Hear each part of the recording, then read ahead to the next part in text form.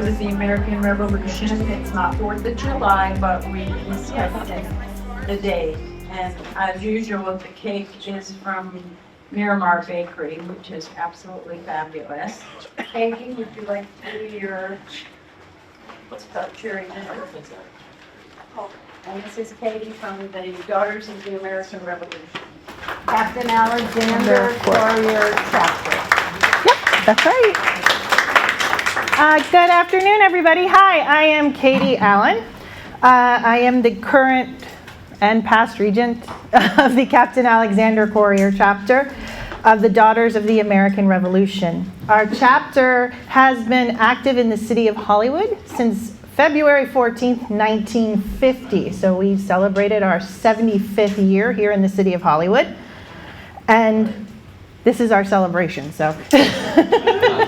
It fell on a holiday, so not much you can do about that. First, I want to tell you a little bit about, those are some of our members. Some of them are here today, so if you see them, you can say hello to them. Raise your hands if you're members. Can we Oh, show there the we- lights so we can see the photographs better? She's, oh, okay. Now, no falling asleep. I'll have your neighbor tap you. Many people don't know what the DAR is, or they've heard of us, but they're not sure, or they may have negative feelings towards us, or whatever it might be. That's what happens when you've been around for a very, very, very long time. We are a nonprofit, non-political, that's the part people miss on.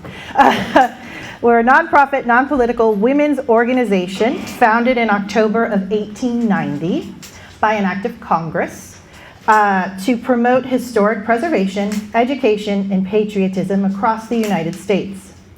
This impressive group has more than 1 million women who have joined our organization since its founding.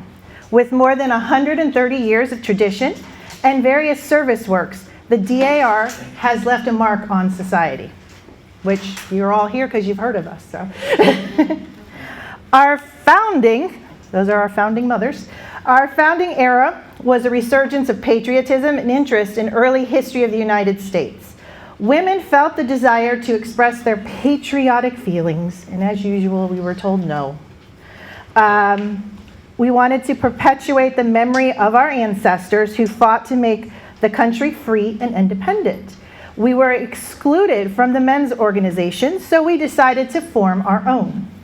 The founders of our society were Mary Smith Lockwood, she's the first lady right here, who hosted the first meeting with 18 ladies in attendance. By the end of the meeting, 11 of them paid dues and became members. So they were excited about it. Ellen Harding Walworth and Mary Cabell, who's the one on the end there, she was our first Vice President General, were among those 11 women who became members. And our first, what we call President General, we all have different names. Our first President General was President Harrison's wife.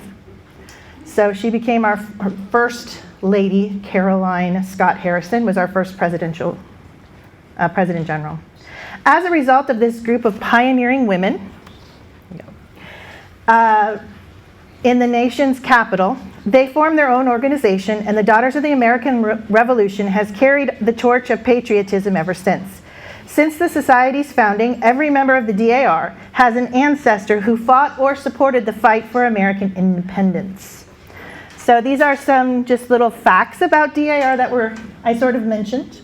We have our motto, the membership, we always say God, home, and country. We have 3 tenets, which are historical, educational, and patriotic. Those are the 3 things we live by in DAR, and that is mostly what our works are about. A lot of people think, oh, you just do, we're pretty much, a lot of this is volunteer work that we do. And when we have our state meetings and our national meetings, you see I have my pins on. But these ladies, we call them the breastplates, both sides, filled with pins because of all the work that they have been doing over the years. So historical preservation is one of our big ones. This came from to preserve the memory and spirit of men and women who've achieved American independence. Our Historic Preservation Committee was established in 2008, and its functions at the chapter, state, and division levels. Their primary objective of the committee is to assist members in historic preservations. One of our local chapters, Himmershey chapter, has done a lot of markers for the DAR in the city of Fort Lauderdale, and I'm sure you've seen them. They had statues, just different things around town that you might see. We do a lot of historic cemetery, cleaning of stones, things along those lines for veterans. Our next tenet is education. It's a big one. To carry out the directive of Washington in his farewell address to the American people, to promote as an object of primary importance institutions for the general diffusion of knowledge, thus developing an enlightened public opinion. The DAR provides community classroom grants to local schools, lesson plans on historic events. We have junior American citizenship groups. We do essay contests. In our chapter in the past, that was our big thing, was the essay contests.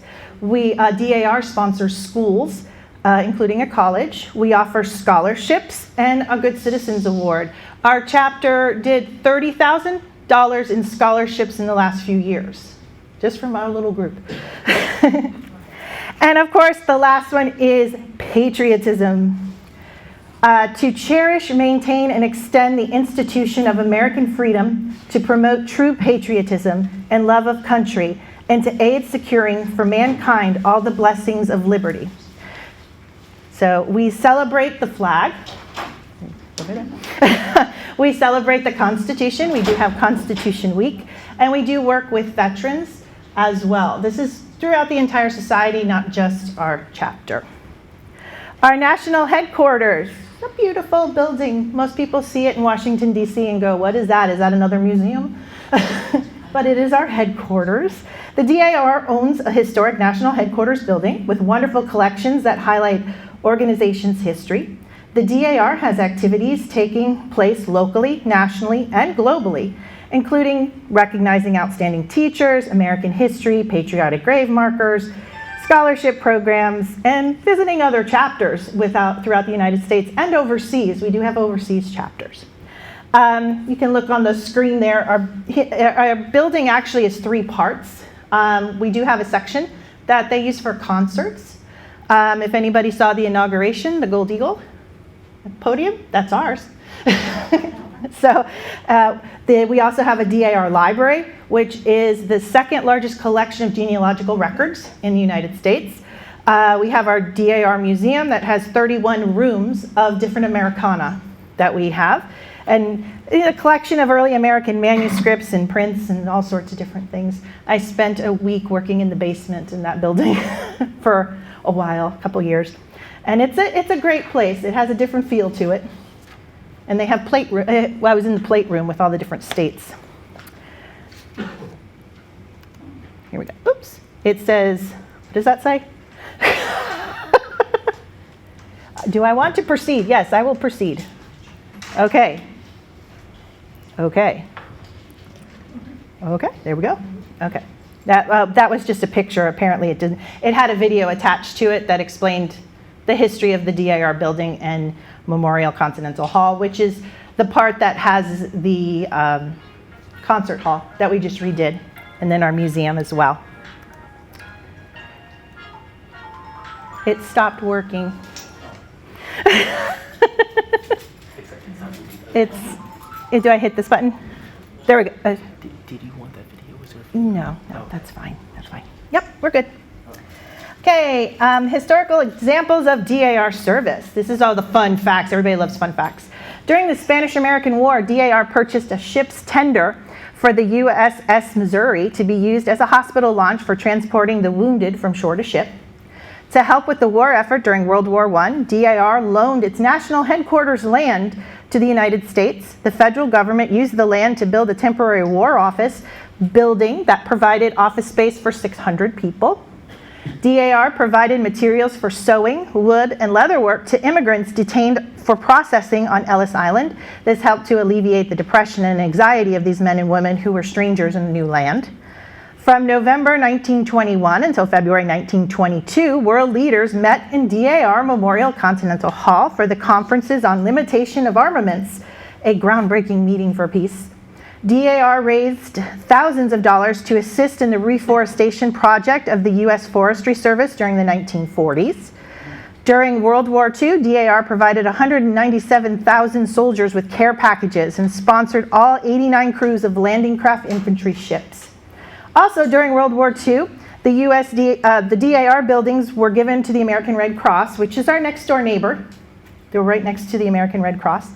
And they made a children's nursery set up in the basement for enlisted men's wives so they could go to work. Wrong page. There we go. Now, on to Captain Alexander Quarrier, as we affectionately call ourselves CAQ. It's such a long name, so that's why we have to abbreviate a little bit. As mentioned earlier, the Captain Alexander Quarrier chapter was founded on February 14th. Our founding regent was Mrs. C.E. Schultz, who presided over the chapter for the first year. Then, Mrs. Myler, who is in this picture here, Mrs. Myler took over for 2 years. Each regent in the chapter has a 2-year term. Through the years, our chapter name has changed. Like I said, we call ourselves CAQ, Captain Alexander Quarrier. We were chartered as Captain Alexander Quarrier. In 1962, the regent got tired of writing Captain Alexander Quarrier, because you either had to type it or write by hand all the minutes, and when any time someone mentioned the chapter's name, you got a hand cramp. So they sanctioned to have our name changed. So they changed us to Cyprus chapter. We were Cyprus chapter until 1988, and then we went back to Captain Alexander Quarrier. Like I said, this is mostly because the name was too long. So we're happy now that we can say CAQ. We get some looks, but we like it. It works for us. How did we get our name? Because it's kind of, why do you have that name? He actually is a patriot and a very good friend of Thomas Jefferson. And he was one of our founding members, patriot. That's how she joined DAR, was through him. But Captain Alexander Quarrier, he was a soldier to the Revolution and was often, my light's off. There we go. In close intimacy with General Washington and many of the principal officers of the Army. His house in Richmond was headquarters for the prominent men, members of the Beach and the Bar, and of the legislature, and himself an ardent politician. He opposed to federalism of the day, brought in close intimacy with Washington, Jefferson, Madison, Monroe, Hamilton, Chancellor, Scythe, Marshall, we can mention a lot of names, but Captain Alexander Quarrier was born March 11th, 1746 in Fifeshire in Edinburgh, Scotland. He served on an apprenticeship with Alexander Cragen to be a coachmaker. That's why, if you saw in our previous slide, we had our coach. I don't know if he made that specific type of coach, but he was a coachmaker. After serving 7 years, he went to Glasgow and first came to America. He arrived in New York in 1774. He was burned out of Philadelphia. He moved to Philadelphia and was burned out and moved to Richmond. He was tired of making coaches. Of the 25 years of Captain Quarrier's residence in Richmond, besides pursuing his business of coachmaking, he held offices in public trusts in the state and city governments. In a recent compilation of a calendar of his state papers published in several volumes by the authority of the state of Virginia, his correspondences with officials and other characters ended the nature of his duties, and he decided to retire. And he decided he would stay in Philadelphia, but that didn't last too long, because I was able to get a copy of the letter that he wrote to Thomas Jefferson. And I thought it was kind of funny, because in the letter, he is actually speaking to Jefferson about how he's moving and needs to borrow money. Interesting. And that he would like Mr. Jefferson to please write a letter of recommendation for them to give him money. and if he could send it to a specific solicitor and then send him a copy in case they don't get it. So I thought that was just kind of funny because that sounds like today as well. You know, some things don't change, I guess, is the way it goes. Okay, over the years, CAQ chapter has been active in our local community, as you can see up there on the screen. We sponsor essay contests for elementary, middle, and high school students. We present awards for JROTC and outstanding cadets in local high schools. We also provide scholarships to deserving students. Here's a copy of, as you can see, 1969, the Cypress chapter name. And this is this year's, Captain Alexander Quarrier. Okay, here we go. This is where we're going to be next. Okay. Every year we celebrate our country with different events like Constitution Week and Flag Day. On February 29th, 1952, the U.S. Congress designated September 17th as Citizenship Day. On August 2nd, 1956, Congress requested that the President of the state, who was President in 1956? Eisenhower. You are correct. He proclaimed the week beginning September 17th and ending September 23rd of each year as Constitution Week. In 2004, Senator Robert Byrd of West Virginia included a key provision designating September 17th of each year as Constitution Day and requiring public schools and government offices to provide educational programs to promote the better understanding of the Constitution. Now, part of our meetings, we do recite different things. So this is the preamble to the Constitution. So it's on there if you'd like to recite it with me. We, the people of the United States, in order to form a more perfect union, establish justice, ensure domestic tranquility, provide for the common defense, promote the general welfare, and secure the blessings of liberty to ourselves and our posterity. Do ordain and establish this Constitution for the United States of America.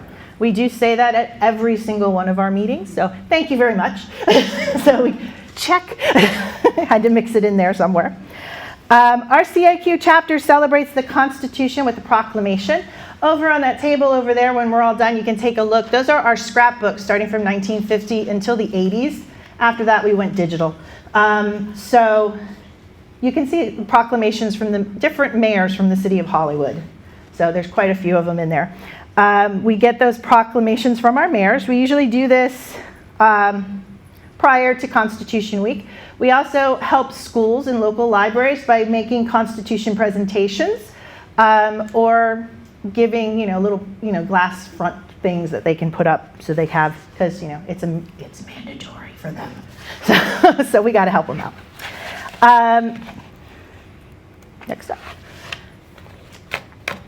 Here we are again celebrating the Constitution. What amendment? 20. I'm hearing vote for women. 19. And we all dressed up. Aren't we lovely? Some of the ladies in the room that are in that picture are going, can you flip to the next page? Okay, for our Flag Day celebration, our members go throughout the entire year and we scour the city. Sometimes it's Hollywood, sometimes it's Davie, sometimes wherever we can find it, in search of local businesses that are flying their flag according to the flag code standards. For Flag Day, we present local businesses with a DIR flag certificate and a print of the American flag that was painted by one of our deceased members, Ramona Bryant. We give them one of these. There's some up there for you guys as well, so you can have one. Ramona was an interesting spirit, and she loved her country. Her husband was a long-haul trucker, and she was devoted to him up into her last days. She wrote that, "My imagination has always been stirred by Francis Scott Key's word painting, our national anthem, the Star-Spangled Banner. Oh, say can you see by the dawn's early light what so proudly we hailed at the twilight's last gleaming. In my mind's eye is filled with the colors of the dawn mixed with swirls of smoke from the night's battle. I feel the anxiety they felt after the night's fury of rockets and bombs. I think I succeeded in capturing that feeling of Key's words. So when you take a look at it, I think she did a pretty good job. You know, it came out very nice, and it's called By Dawn's Early Light. Now, this is the second part of our meetings that we all do. If you are able to, could you please stand?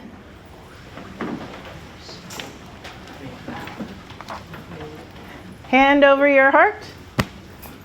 If you remember from elementary school, I pledge allegiance to the flag of the United States of America and to the republic for which it stands, one nation, under God, indivisible, with liberty and justice for all. Play ball. Thank you very much. One of the other things that we do to celebrate our country is the American's Creed. A lot of people have heard of it, but they don't really know what it is. The American's Creed says, I believe in the United States of America as a government of the people, by the people, for the people, whose just powers are derived from the consent of the governed, a democracy and a republic, a sovereign nation of many sovereign states, a perfect union, one and inseparable, established upon those principles of freedom, equality, justice, and humanity, for which American patriots sacrificed their lives and fortunes. I therefore believe it is my duty to my country to love it, to support its Constitution, to obey its laws, to respect its flag, and to defend it against all enemies. You can't see that part, sorry. Also on Flag Day, like I said, we do go around to local businesses, and we have presented these certificates.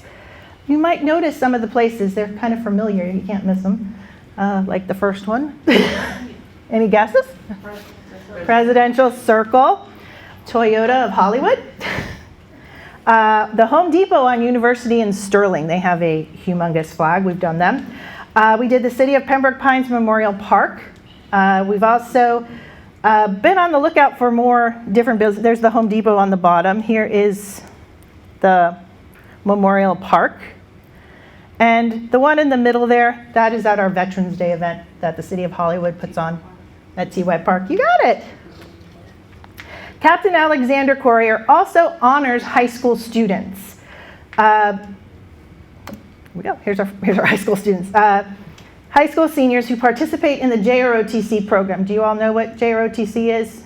Okay. Our chapter presents medals and certificates to cadets who have been selected by their leadership and fellow cadets. We currently present at South Broward, MacArthur High School, Hollywood Hills High School, Hollywood Hills Military Academy, Hallandale High School, Everglades High School, Miramar High School, and West Broward High School. So we cover from east to west. But here they are getting some of their awards. And the cool thing about this medal, because we were created by an act of Congress, they can wear this on their military uniforms if they join the Army. So some of them get real excited about that. Other ways that we serve our community, if, like I said, you look through our scrapbooks, you will see that we have always supported local schools with essay contests. Here's some of our winners in the past.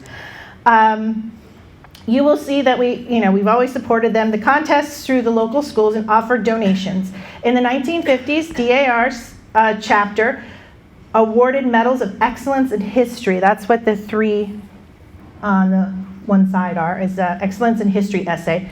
One of them wrote about George Washington. We also donated, these are all students at Hollywood Central, by the way. We also do the Good Citizens Award for high school seniors, and we have donated flags to South Broward High School. Here's our Good Citizen winners from the past.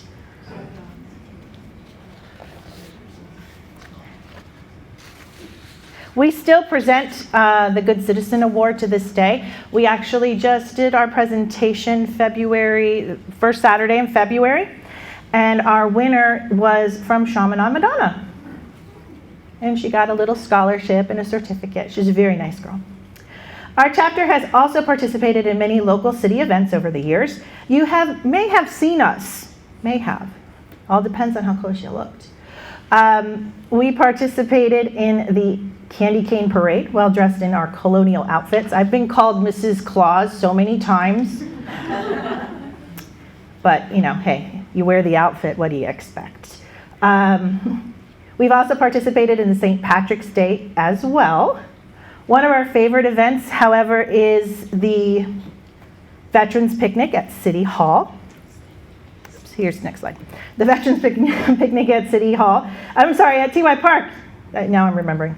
We assist with serving food and helping those who need assistance. It is a wonderful experience to see the veterans get together, and some have discussed their wartime stories. We've also assisted the Sandy Ninninger, I don't know if that's in Pembroke Pines, Veterans Nursing Home.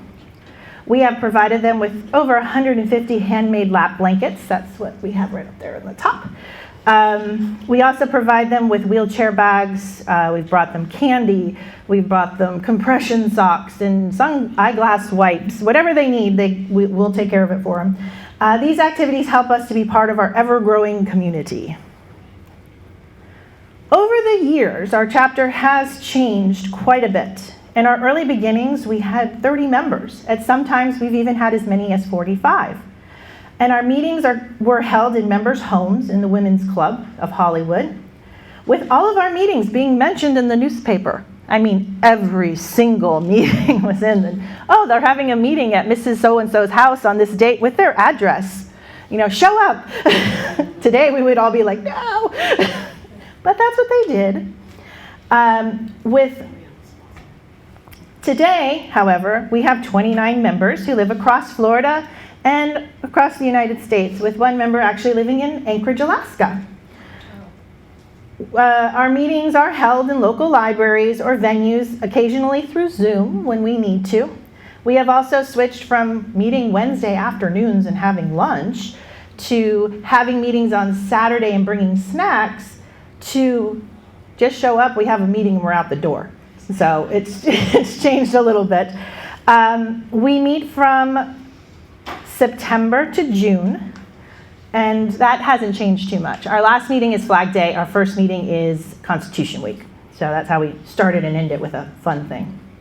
The one thing that has remained the same is our common goal to celebrate our ancestors and their role in creating the United States of America, to encourage new generations to learn about the past so that we are not doomed to repeat it, to celebrate our veterans to whom without their sacrifice we would not have the freedom that we have today. Thank you all for taking the time to listen to me, and learn about the DAR and us little CAQ. Were there any questions? This is your opportunity. Oh, there's questions. Okay. You said you grant scholarships and you donate flags, different things. Where does the money come from? From our membership. We do have dues. Our chapter, Captain Alexander Quarrier chapter, is a small chapter. However, we have the lowest dues out of all the chapters in the county. But we do what we do with what little we have because we have to, So we also do like fundraisers, like you have your basket. We do that at each one of our countywide luncheons, but we don't sell tickets. We sell voices because we're not allowed to gamble. So we sell voices. We do baskets and stuff like that, and we make funds with that, usually a couple $100s, which helps us to progress onward. Throughout the county, and especially in Hollywood, there are numerous empty flagpoles. One example is at BJ's. That flag hasn't been flying in years, and the property manager will not address it. The store manager will not address it. And is there anything in code enforcement if you have a site plan? Numerous shopping centers, they don't fly the flag. Is there any way of enforcing a site plan? They're not required to unless they receive government money. Really? Yeah. So that's why we could give our Flag Day certificates to like the fire stations, but we feel if a business is taking the effort, especially, how many of you have driven by the Home Depot on Sterling and University and seen that humongous flag? Every Home Depot has a flag. Yeah, well, this one's like covers a whole parking lot. And even a lot of Walmart. A lot of shopping centers. Yeah, I drive down Sterling and they have the new shopping plaza that's being built. They haven't put in a flagpole, but the one right before it does. And we've been trying to contact them about a certificate, but haven't had any luck yet. Yes, ma'am.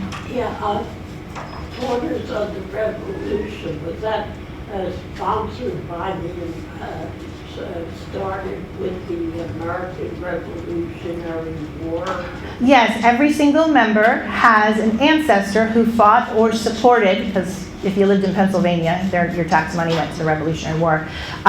Each of us have an ancestor who fought or participated in the Revolutionary War. That's the main tenet for membership. We're genealogical. Yes, in the back. I know you're the Daughters of the American Revolution. Is there a Sons of the American Revolution that is as active as you Daughters are? Yes, there is a Sons of the American Revolution. They're in like Fort Lauderdale, Davie area. And we also have CAR, Children of the American I've heard of that Revolution. one, Yeah, because to join the DAR group, it's for women age 18 and up. And the SAR is the same, so we needed something for the children. Yes? So I noticed you have the international divisions of the DAR, Yes. and you have one in the United Kingdom. Oh, we have a few. How is that one? We have a few. We have one in France. Lafayette is from France. Well, I know, but they were our allies during the Most American of what it is most of the members who are in our overseas chapters is what we call them. We have one in the Bahamas too. They are U.S. citizens who have moved. And some of them were people who fought in the Revolution, ancestors fought in the Revolutionary War, and then went back. They didn't stay. As long as they can prove their ancestral genealogical connection, they can become a member. I know the one in the Bahamas is mostly for vacationers. No, I guess my comment meant being more of how do the people living in England receive the Daughters of the American. Oh, they're fine with us. Yeah. We're not our ancestors. Some of us are. But yeah, we don't go, ha ha ha, and laugh at them, even though we'd like to. But no, we don't. Any other questions? Comment, yes, because they have when my mother died, and her plot is the DAR on her cemetery. Yeah, we do grave markers for our members. We also do grave markers for our patriots. We do them when asked. We don't just go out and do it willy-nilly because we do have to have permission to do that. We have a few of them over here at the Fred Hunter Cemetery. There's a few of them in there. Yes? That's an interesting question because in South Carolina, the Confederate soldiers have a special marker on their graves. Is there such a marker for the soldiers who fought in the Revolutionary War? Yeah. Yes. If you they have a picture of it there on the poster board there, but I'm wearing mine. Our pinwheel. Yeah, I'd like to see That's what our marker is for our ancestors. It's the pinwheel. And it's on their grave. In some states, the grave marker is actually not on the gravestone. It's like a stick that's been put in the ground. And they're bronze and they walk away.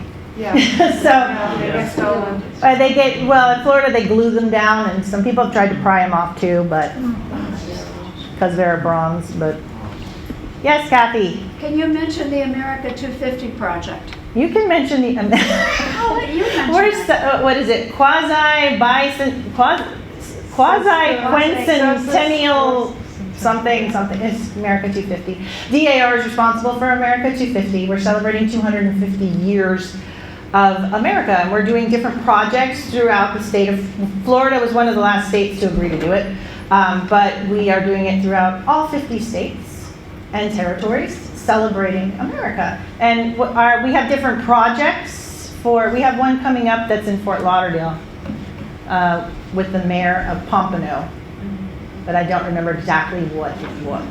Do you recall? I think it's the plaque. It's a plaque. The Yeah. plaque, City yeah. Center. Yeah, it's going into City Hall. Yeah. It's a plaque. Yeah. But yes, we love our plaques. Nail it down. Were there any other questions or, yes? So if you want to become a member, what's required? I can't just say, oh, my great fought in the Revolution.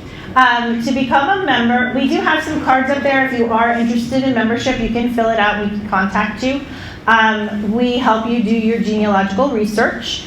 There's also some books over there that list DAR patriots that have already been found and documented. And if you have a family member who ever joined DAR, that makes it so much easier for you.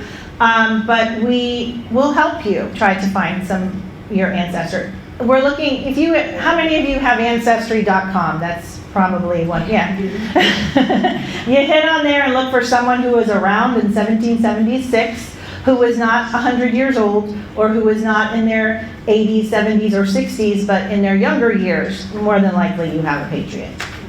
And we found some that are on both sides of the, of the spectrum. Yeah, what if they fought on the other side? We usually find someone else. You usually have somebody. If there's someone here, there's usually someone else that's here. And I've also noticed, because I do some genealogy myself. I think pretty much all of our members do, some more than others. I have a grandmother who always said, I can't join DAR because I just can't. None of my people were here. Her last name is Nagy. Nagy was one of the founding families of the state of Pennsylvania. Her family was here, but she didn't realize it because her ancestor was like 5 times great-grandmother's father.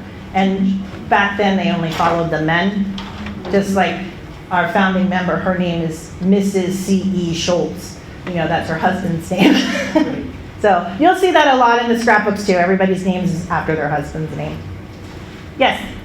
So for the genealogy and finding a revolutionary patriot, there is an app. It's from familysearch.org. Yes. And when you get to your grandparents and you put in your grandparents' names and dates of birth, your tree just automatically starts populating everywhere because other people have done genealogy. And then you just sort of have to verify it. And then you just go and you look at who was alive during the American Revolution. You go to the DAR website.